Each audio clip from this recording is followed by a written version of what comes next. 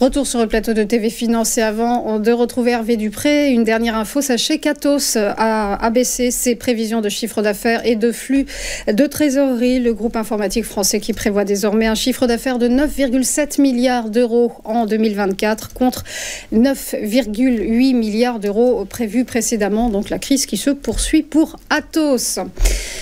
Et on va s'intéresser comme tous les matins au CAC avec vous Hervé, comme tous les lundis matins en tout cas, avec vous Hervé Dupré, bonjour. Bonjour Roselyne. Vous êtes trader pour compte propre et gestion parisienne. L'indice parisien a donc conclu une 4e semaine de progression et sort finalement gagnant du mois d'août, traditionnellement difficile, avec un gain de plus 1,32% sur l'ensemble du mois. Effectivement, après tout dépend comment on regarde les choses, mais pour un mois d'août, je dirais que nous avons eu droit à un mois d'août exceptionnel sur les 2 dernières décennies. La dernière progression entre le bas et la clôture nous offre une progression mensuelle de 8,5%. Et nous sommes revenus sous un précédent ATH qui était donc la cible de la semaine dernière, à savoir les 7654, ce qui représente 50% depuis les ATH précédents en début d'année, en milieu d'année. Donc je dirais que là, à l'instant, aujourd'hui, cette semaine, en tant qu'ouverture mensuelle, ouverture de la semaine, qui plus est, sur un jour férié US, nous sommes parfaitement dans un ventre mou. Donc la question que l'on peut se poser, même si nous n'avons encore pas suffisamment d'indications techniques pour travailler ce scénario, c'est la phase qui va venir jusqu'à la parution des taux de la Fed le 18 septembre. Comment va-t-elle se passer, soit en une latéralisation, soit en un retracement de cette hausse avant d'envisager une poursuite. Donc comment la semaine va se décomposer? C'est une semaine de PMI, donc aujourd'hui pour la France et l'Allemagne, sur un jour férié US. Demain, nous aurons les PMI US, PMI des services de la France mercredi, plus le rapport Jols, ADP jeudi et NFP vendredi.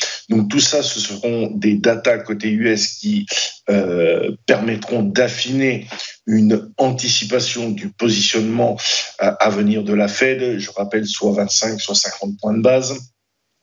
Tout ceci seront des éléments à prendre en compte en plus de la géopolitique, géopolitique extérieure, étrangère, et pour ce qui nous concerne, la France, avec peut-être des news à venir concernant la nomination d'un Premier ministre et donc la constitution d'un gouvernement suite aux élections à la secousse que nous avons eue début juin avec la dissolution de l'Assemblée. Ce qui nous amène pour la semaine à avoir un range relativement large que je calibrerai entre 7802 et 7460. Là, nous ouvrons en léger gap baissier qui n'est pas réellement significatif pour le moment. Et dans ce range-là, nous avons beaucoup de points à travailler. Donc, à la hausse, le dépassement de 7673, 7693 pour éventuellement nous amener à 7735 dans un premier temps sur des PMI extrêmement positifs, donc statistiques à venir dans 45 minutes. À l'inverse, comme je le disais, donc la temporisation qui pourrait se mettre en place sur cette ouverture mensuelle pourrait nous ramener à 7572, 7526 dans un premier temps pour, je dirais, s'offrir une respiration, le temps de repartir à l'assaut de plus haut avec des éléments catalyseurs pour continuer dans la suite logique de ce mois d'août. Le mois de septembre est un mois relativement particulier, plutôt chahuté, mais Encore une fois, je précise que le mois d'août a été exceptionnel dans l'historique graphique du marché. Donc, il faut être extrêmement flexible. Et pour l'instant, sur les 7630, grosso modo, il faut attendre d'avoir un vrai signal pour commencer à intervenir et viser les targets que je vous ai donnés. Donc, on reste calme aujourd'hui. Journée plutôt, à mon avis, sans volume, et c'est un jour 0,5, puisque les US n'étant pas présents sur les marchés, on avisera demain et après-demain.